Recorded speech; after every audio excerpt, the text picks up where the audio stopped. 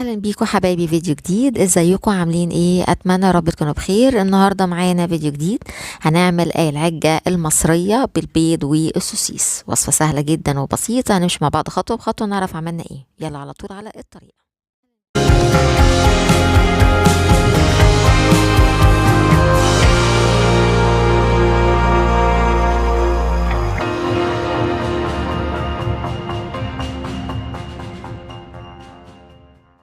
انا جبت ووك على النار ونزلت عندي بيه مكعبين كده 3 من الزبدة، وبعدين نزلت عندي بعد كده ببصلاية كبيرة مفرومة ناعم. اشوح البصلة لحد ما تاخد بس اللون الشفاف، وبعدين هنزل بيه فصين 2 بس من التوم. ما تكتريش في التوم بس عشان ما يعملش حموضة في الاكل. وبعدين نزلت بعد كده بقرن فلفل رومي متقطع مكعبات صغيرة، وكمان طماطمية متقطعة مكعبات صغيرة.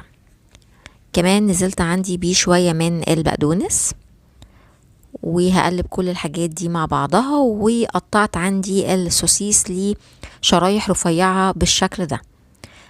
نقلب. بعد كده هحط عندي شوية من الملح، مش هكتر بقى لان السوسيس بيبقى فيه اصلا البهارات بتاعته والملح بتاعه. كمان نزلت عندي شوية من البابريكا، كمان هنزل شوية بالفلفل الاسود. مش هحط بهارات تاني اكتر من كده. نقلب كل الحاجات دي مع بعضها كده كويس، وبعدين هجيب عندي بولة وهكسر فيها البيض. انا استخدمت 4 بيضات، تقدري انك تستخدمي 2 او تستخدمي اكتر من كده حسب عدد البيض اللي انت حباه. بعد كده هحط مع البيض حوالي يعني 3/4 كوباية اللبن، مش هاخد الكوباية كلها. وهحط شوية ملح، كمان شوية من الفلفل الاسود. نقلب بقى كل الحاجات دي، البيض كده يدوب كله مع بعضه. ونزلت بيه على طول على البولة بتاعت السوسيس.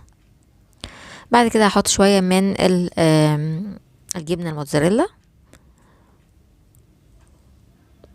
نقلب كله، وهجيب عندي البايركس اللي هدخله الفرن، هدهنه بس بيه شوية كده من الزيت. هو عموما ما بيلزقش، ولكن احنا برضو يعني للاحتياط نحط شوية زيت تحت. انزلي بقى بالخليط ده كله في البايركس بتاعك، وحطيت على الوش شوية من الجبنة الموتزاريلا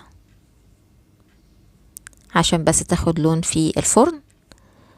ودخلتها الفرن، هي هتقعد بالظبط ربع ساعة، واخر 5 دقايق شغلت عليها الشواية من فوق. نطلعها كده من الفرن. شايفين شكلها ولونها عامل ازاي؟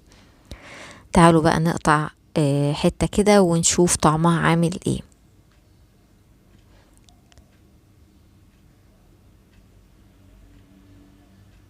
بصوا يا جماعة لونها. تعالوا بقى ندوق قد ايه يا جماعة هي جميلة ومغذية جدا جدا. جربيها ان شاء الله تعجبك. السوسيس مع البيض حلو قوي. وده كان الفيديو بتاعنا النهارده. اتمنى ان الفيديو يكون عجبكم، واتمنى انك تكوني استفدتي وتجربي وتقولي لي رايك ايه. ولو ليكي اي اسئله او تعليق اكتبيها لي على قناه نانا تشانل. اشوفكم فيديوهات تانية ان شاء الله على خير.